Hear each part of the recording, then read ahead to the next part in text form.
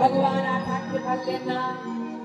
ভক্তের কাতর আহ্বানে ভক্তকে রক্ষা করবার জন্য নেমে এলেন তাদের কাছে।